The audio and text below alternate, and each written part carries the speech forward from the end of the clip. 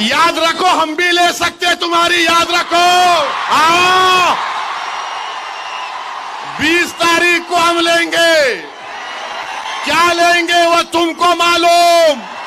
अस्सलामुअलैकुम वरहमतुल्लाहि वबरकातुहू। जी हाँ दोस्तों और साथियों, आज के इस वीडियो में हम आपको असदुद्दीन ओवैसी साहब का एक ऐसा वीडियो दिखाएंगे जिसे हर मुसलमान को देखना चाहिए और सुनना चाहिए, क्योंकि आज के दौर में मुसलमानों पर किस तरह से जुल्म हो रहा है। मुसलमानों की मस्जिदों में कोई घुसकर मारने की धमकी दे रहा है, तो कोई मुसलमानों की लीडरशिप को ख़त्म करने की कोशिश कर रहा है।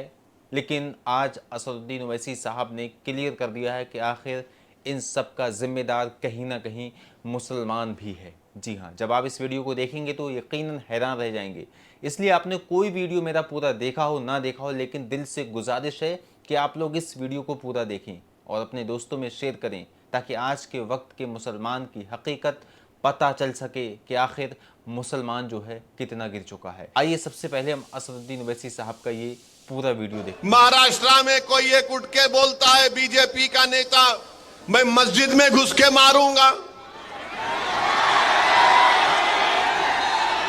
अब आप बताइए, उस पे केस तो बुक हो गया, मगर बोल रहा है मस्जिद में घुस के मारूंगा।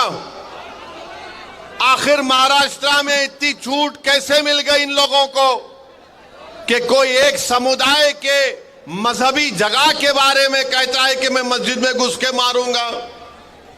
आखिर क्या करना चाहते हैं महाराष्ट्र को ये लोग? क्या यहां पर आप दंगे कराना चाहते हैं मोदी जी? क्या करना चाहते हैं महाराष्ट्र में आप? फिर कोल्हापुर की मस्जिद की बेहुरमती कर दी गई। आखिर क्या हुआ वहां पर? कौन है उसके पीछे? फिर आप ये भी देखते हैं कि कोई एक फुला शख्स है, उन्होंने रसूलुल्लाह सल्लल्लाहु अलैहि वसल्लम की शान में गुस्ताखी करने की कोशिश की। उनके बाजू खड़े हो जाते हैं शिंदे और बोलते हैं मैं इनके साथ हूं। अरे आप उनके साथ हैं या महाराष्ट्र के जनता और भारत के संविधान के साथ हैं? बताओ शिंदे। कोई खड़े होकर अनाप शनाप बकता है, कानून उसके ताल्लुक से कहता है कि किसी को भी इजाजत नहीं है कि वो किसी मजहब के बारे में अनाप शनाप बके। और सारी दुनिया जानती है कि इस्लाम के मानने वालों के लिए प्रॉफेट मोहम्मद सल्लल्लाहु अलैहि वसल्लम हमारे जिस्म से अगर पूरा खून भी निकल जाए तो हमारे लिए कम है। वो है हमारे लिए प्रॉफेट मोहम्मद सल्लल्लाहु अलैहि वसल्लम। मगर कोई एक्शन नहीं लिए, खाली एक रस्मी केस बुक कर दिए और बोले नहीं केस बुक हो गया। जो मजलिस को बी टीम बोलते, कोल्हापुर का एमपी उनकी बहू ने विड्रा कर लिया, शिंदे को नमस्ते कर लिया। अब बी टीम कौन हुए बताओ? अब बी टीम कौन हुए बताओ आप? जिस शख्स ने रसूलुल्लाह सल्लल्लाहु अलैहि वसल्लम के खिलाफ अनाप शनाप बका। पूरे महाराष्ट्र में पूरे बड़े बड़े लोग थे ना, जो अपने आप को सेक्युलर बोलते हैं, जो अपने आप को मसीहा मानते हैं, जो कहते हैं कि हम है ना तुम्हारे लिए, तुम क्यों डर रहे? मगर किसने एहतजाज बुलंद किया? कोई पार्टी आगे नहीं आई। अगर कोई आगे आया तो इम्तियाज जलील आगे आया। इम्तियाज जलील ने कहा कि हम जुलूस निकालेंगे, हम औरंगाबाद से बंबई जाएंगे। तो ये जो हमारे ओटों को तोड़ने वाले लोग हैं, जो पीछे से भी वार नहीं करते, जो सिर्फ साजिश करते हैं, वो बोले नहीं नहीं कुछ नहीं होगा, ये ऐसा ही बयान दे दिया, कुछ नहीं होगा, कोई नहीं आएगा, कहां से कोई गाड़ी लाकर आएगा? अरे ये तो मजलिस ने एक शोशा छोड़ दिया, कुछ नहीं होगा। लोग हमको भी फोन करके बोलते थे। मैंने उन नौजवानों से कहा कि जब तारीख का ऐलान हो चुका है, अब हम वापस नहीं जाने वाले हैं। बात शुरू हो गए, नहीं मजलिस दंगा कराना चाहती है, मजलिस दंगा कराएगी। हमने कहा दंगा कराने के लिए हमने कॉल नहीं किया। रसूल अल्लाह सल्लल्लाहु अलैहि वसल्लम रहमतुल लिल आलमीन है, वो रहमतुल मुस्लिमीन नहीं, वो तमाम आलम के लिए रहमत है। He is the profit of Mankind, वो रहमतुल आलमीन है। और हम रहमतुल आलमीन के नाम पर दंगा नहीं कराते, ना कभी कराए ना कभी होने देंगे इंशाअल्लाह ताला। मगर जब इम्तियाज जलील पीछे नहीं हटा, मजलिस पीछे नहीं हटी, और जब औरंगाबाद से काफिला गाड़ियों का निकला तो औरंगाबाद के पुलिस, बड़े बड़े महाराष्ट्र के पुलिस वालों ने इम्तियाज जलील को बोला कि सर क्या करना चाहते हैं आप? तो इम्तियाज जलील ने कहा कि देखो, मैं बंबई जाकर महाराष्ट्र के होम मिनिस्टर को एक मेमोरेंडम देना चाहता हूं कि जिसने ये अनाप शनाप बका उसके खिलाफ कार्रवाई हो। अगर आप मुझे औरंगाबाद में रोक देते तो अमित शाह औरंगाबाद में, मैं उनसे जाके मिलूंगा। तो पुलिस वाले बोले नहीं आप बंबई चले जाओ, क्योंकि हम एक धूलिया के शाह से तंग हैं। अगर आप भारत के होम मिनिस्टर शाह को तंग करेंगे तो हमको तंग कर देगा वो। तो हमने कहा कि धूलिया का शाह है और शाह रहेगा इंशाअल्लाह ताला। मगर अमित शाह अब महाराष्ट्र में आके चीखा मार मार के बोलेंगे, क्यों ऐसा उंगली उठा के, ऐसा उंगली उठाते। मगर जुलूस गया। मैं सलाम करता हूं आप तमाम को कि 15,000 से ज्यादा गाड़ियां थीं, हम तमाम निकले और महाराष्ट्र की तारीख में आपने एक नई तारीख रकम करवाई। जो लोग मजलिस के बारे में बोलते थे ये रोड पे निकलेंगे तो दंगा होगा, औरंगाबाद से 15,000 गाड़ियों का काफिला गया, मुंबई थाने के पास, भिवंडी के पास रोका गया, वहां के कलेक्टर को नुमाइंदगी दी गई। नौजवान बड़े जज्बात में थे और इम्तियाज जलील से कह रहे थे चलो मुंबई चलो। इम्तियाज जलील ने कहा कि नहीं, हमारा मकसद ये था कि हम हमारी नुमाइंदगी, हमारा मेमोरेंडम सरकार को दें और उनको बता दें कि ये हमारा गम और गुस्सा का इजहार करने का तरीका है। हमने अपने गम और गुस्से का इजहार किया और इम्तियाज जलील अगर चाहता तो उन हजारों गाड़ियों को लेकर बंबई जा सकता था। मगर इम्तियाज जलील ने कहा कि मजलिस इत्तेहादुल मुस्लिमीन की पॉलिसी लोगों को जज्बात में लाकर दंगा कराना है, लॉ एंड ऑर्डर का प्रॉब्लम पैदा करना नहीं है। इम्तियाज जलील अमन से सब लोगों को अपने अपने घर को वापस भिजा दिया। ये मजलिस इत्तेहादुल मुस्लिमीन है और ये लोग हम पे गालियां देते हैं, अरे मजलिस ऐसी मजलिस वैसी। अरे वक्फ बोर्ड का बिल जब पार्लियामेंट में पेश हुआ तो कहां थे उद्धव ठाकरे के एमपी?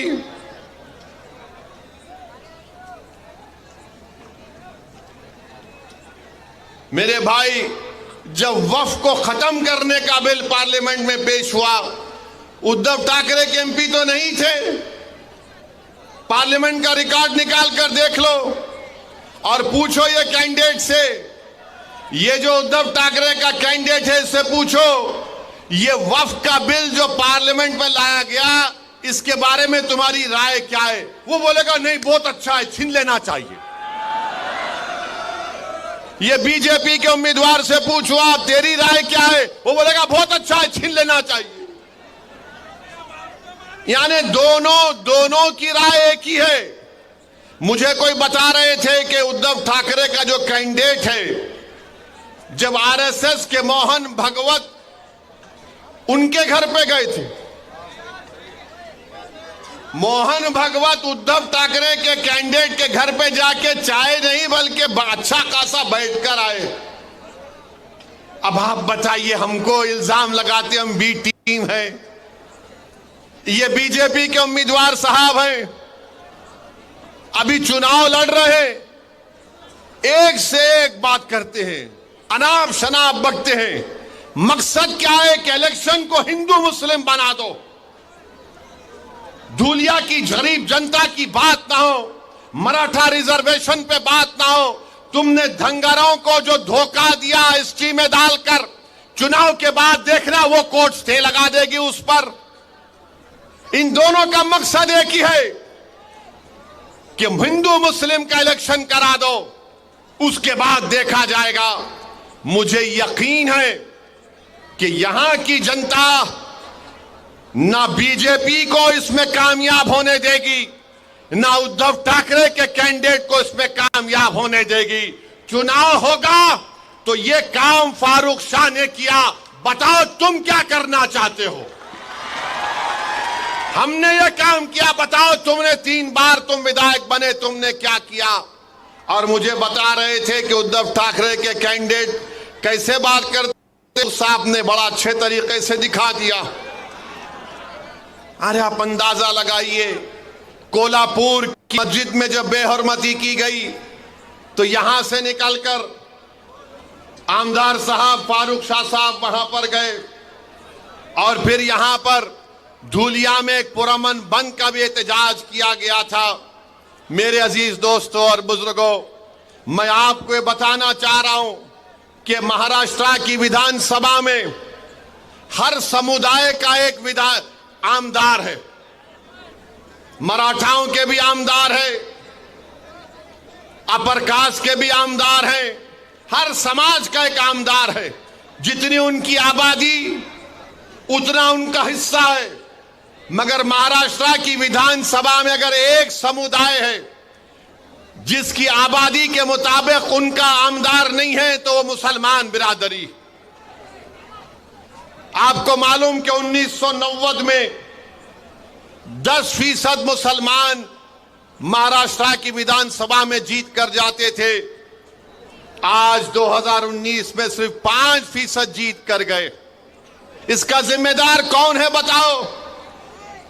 इसका जिम्मेदार वो लोग हैं जो सिर्फ हमारा वोट लेते हैं और फिर हमको भूल जाते हैं। मैं आपको धूलिया की जनता को, इन नौजवानों को, बुजुर्गों को एक पैगाम देने आया हूं कि इम्तियाज जलील 15 साल के बाद 2019 में मेंबर ऑफ पार्लियामेंट बना, खासदार बना।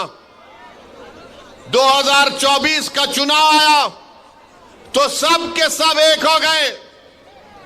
मोहब्बत की दुकान, नफरत की दुकान, तमाम दुकानदार एक हो गए और सब ने कहा कि हमने एक मुसलमान को टिकट नहीं दिया, ना मोदी ने दिया, ना उद्धव ने दिया, ना चाचा ने दिया, ना फुला ने दिया। सबकी एक ही ख्वाहिश थी कि कुछ भी हो जाओ महाराष्ट्र से, महाराष्ट्र के 11% मुसलमान का एक एमपी औरंगाबाद से जीतकर पार्लियामेंट में ना जाए। वो अपनी साजिश में कामयाब हो गए। इम्तियाज जलील को उन्होंने हरा दिया। मगर मैं सलाम करता हूं इम्तियाज जलील को, वो हार गया मगर वो मायूस नहीं हुआ। महाराष्ट्र की तारीख में कोई एमपी का इलेक्शन हारने के बाद भी जब नामूस से रिसालत का मसला आया तो इम्तियाज जलील ने कहा कि सब्ज गुंबद के मकी की गुलामी का हक अदा करने के लिए एमपी बनना जरूरी नहीं है, गुलामी का हक अदा करना पड़ेगा, मैं गुलामी का हक अदा करूंगा। मगर मैं आपको बाखबर कर रहा हूं, मैं आपको बता रहा हूं, वही साजिश धूलिया में करने जा रहे हैं। जिस तरह इम्तियाज जलील को हराया गया पार्लियामेंट के इलेक्शन में, उसी तरह की साजिश धूलिया में करना चाहते हैं और यही चाहते हैं कि फारूक ना बने, मगर मुझे यकीन है कि धूलिया के हमारे हिंदू भाई, दंगर भाई, दलित भाई, आदिवासी भाई, मराठा समाज के लोग बीजेपी और आरएसएस और उद्धव ठाकरे को इस साजिश में कामयाब होने नहीं देंगे इंशाअल्लाह ताला। क्या आप इनको कामयाब होने देंगे? क्या आप इनको कामयाब होने देंगे? जिस तरह इम्तियाज जलील के खिलाफ साजिश की गई थी पार्लियामेंट में, क्या आप इनको हराएंगे या आप उनको कामयाब करेंगे? आप उनको नाकाम करेंगे? कितने लोग उनको नाकाम करेंगे? हाथ उठाओ। बिल्डिंग पर भी खड़े हुए लोग हाथ उठाओ। आप 20 तारीख को उनको हराएंगे? फारूक शाह को कामयाब करेंगे? आप नफरत का खात्मा करेंगे? आप धूलिया को कामयाब करेंगे? तो फारूक शाह की कामयाबी धूलिया की कामयाबी होगी इंशाअल्लाह ताला। और याद रखो नौजवानों, याद रखो नौजवानों, 20 तारीख आते आते बहुत से हजरत इबलीस के साथी आने वाले हैं। बहुत से साथी आने वाले हजरत इबलीस के, खबीस के साथी आएंगे, आके बोलेंगे एक जीत गया तो क्या होता? बोलेंगे एक दो जीत गए तो क्या होता? तो उनको आप बोलना, हमारा एक ही है, भारत की पार्लियामेंट में पूरों पे भारी है, पूरों पे अल्हम्दुलिल्लाह। ये एक फारूक है, एक नहीं बल्कि अब के बहुत कामयाब होंगे इंशाअल्लाह ताला मजलिस के। मगर ये लोग आएंगे, आके आपके कान में जैसा इबलीस थूकता, ऐसा नहीं, ऐसा हो सकता क्या? देख ये मैथमेटिक्स ऐसा है, ये इतना, ये इतना, ये इतना, ये इतना। फिर बाज आके बोलेंगे तेरे को कितना चाहिए, बोल देता हूं। बहुत लालच देंगे। अगर लालच दे रहे तो ले लो, मिठाई खा लो, मगर 20 तारीख को डकार लेकर बोलना नाम तो पतंग पे ही पड़ेगा बटन। कोई बात नहीं, मिठाई खा लो, मीठा खाना अच्छा है, बुरी बात नहीं है। मिठाई खाओ, क्या क्या खिलाते खाओ, मगर याद रखो तुमको 20 तारीख को पतंग को ही बटन दबाना है। तुमको जिस तरह इम्तियाज जलील को धोखा देकर शिकस्त दी गई, उसका जमहूरी तरीके से आपको यहां पर संविधान के दायरे में रहकर बदला लेना है। और फारूक शाह माशाअल्लाह बड़े काबिल हैं। फारूक शाह 5 साल में 1300 करोड़ करा दिए। अब बीजेपी के उम्मीदवार है, अब उन्होंने तो खाली गाली दे रहे मेरे को, ये ऐसा वो ऐसा, वफ का हम वो ले लेंगे, हम मस्जिद ले लेंगे, हम कब्रस्तान ले लेंगे, हम खानखा ले लेंगे, हम फुला ले लेंगे। अरे भाई साहब, आप क्या क्या लेना चाहते? क्या क्या लेना चाहते आप? याद रखो, हम भी ले सकते हैं तुम्हारी, याद रखो। हाँ, 20 तारीख को हम लेंगे। क्या लेंगे वो तुमको मालूम। 20 तारीख को हम लेंगे। क्या लेंगे? धूलिया की सीट फारूक शाह के लिए लेंगे इंशाअल्लाह ताला। अरे कोई बात है, मैं बीजेपी का हूं, मैं ये ले लूंगा, मैं वो ले लूंगा। अरे आप क्या बादशाह सलामत है, उंगली रखते कि मेरी हो जाती। अब वक्फ बिल का बोल रहे हम मस्जिद ले लेंगे। मेरे को पार्लियामेंट में बीजेपी के एमपी मिले गलती से, वक्फ बिल के बारे में मेरे को बोले ओवैसी। मैंने पूछा बोलो प्यारे, बोले ये क्या तुम वक्फ बिल के बारे में इतना बोलते? अरे यार, तुम जाके खेत में नमाज पढ़ते, वो तुम्हारी वक्फ हो जाती। तुम बैठ के कुरान पढ़ते, वो जगह तुम्हारी वक्फ हो जाती। मैंने बोला तुमको गलत है। तीसरा भी एक है। बोले क्या? मैं पार्लियामेंट में भी कभी कभी नमाज पढ़ जाता, मेरी हो जाती क्या? कोई बात है? कोई बात है? बोलो आप भाई। उर्दू की एक कहावत है, दखनी कहावत है कि मामू की दुकान पे नाना की फातिहा बोलते ना। अरे जब तक मेरी प्रॉपर्टी नहीं रही मैं वक्फ कैसे करूंगा? मगर मोदी जी एक फैला दिए, बोले वक्फ करो, सब नहीं नहीं नहीं। भारत सरकार में इंडियन आर्मी के बाद सबसे ज्यादा जायदादें वक्फ बोर्ड के पास है। मोदी जी आप एक काम करना मेरा, और ये जो बीजेपी का कैंडिडेट है उसको भी बोल रहा हूं मैं,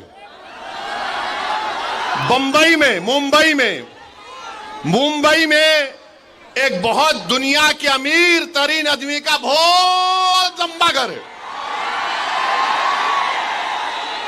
बहुत बड़ा घर है ना। वो वक्फ का दिला दो ना हमको।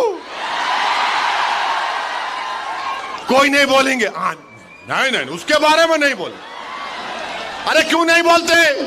वो यतीम खाने के ऊपर, जो दुनिया का अमीर तरीन आदमी है, यतीम खाने के ऊपर अपना घर बना लिया। मोदी जी आप यतीम खाने के घर में, उस शख्स के घर में शादी की मुबारकबाद देने गए। मोदी जी क्या आपको तकलीफ नहीं हुई? यतीमों के जगह पर जिसने अपना घर बना लिया आप वहां पर चले गए। जो यतीम खाना था आगा खानी लोगों का, वहां पर उसने अपना महल तामीर कर लिया। और यहां पर बीजेपी के कैंडिडेट बोल रहे मैं ये ले लूंगा, मैं वो ले लूंगा। अरे बाबू तू क्या क्या लेगा बता दे। एयरपोर्ट तेरा, माने इनका माने दे दिए, पोर्ट तेरा, रोड तेरी, सब तेरी। अब तो ऐसा लग रहा है कि बीजेपी वाले बोलेंगे बेटा तेरे को सांस लेना है तो टैक्स दे दे। नफरत, सिर्फ नफरत इनके पास, और कुछ भी नहीं है। दिखाने के लिए कुछ भी नहीं है बीजेपी के पास। नौजवान परेशान है, रोजगार नहीं है, तो नौजवानों को बोल दिए तुम लव जिहाद पे लग जाओ। नौजवान भूखा है तो बोले तू गाय की रक्षा के लिए तू कुछ भी कर ले। मैं पूछना चाह रहा हूं 10 साल में बीजेपी ने देश को क्या दिया? इस देश के गरीब नौजवानों को क्या दिया? इस देश के किसानों को क्या दिया? कुछ भी नहीं दिया। क्या दिया? नफरत करो मुसलमानों से, नफरत करो, डर दिखाओ मुसलमानों का, मुस्लिम अकलियत का। अरे संविधान में तो सब बराबर है नरेंद्र मोदी, मगर आप नफरत पैदा करके महाराष्ट्र में वोट हासिल करना चाहते हैं। दिखाने के लिए कुछ भी नहीं है, कुछ भी नहीं है दिखाने के लिए।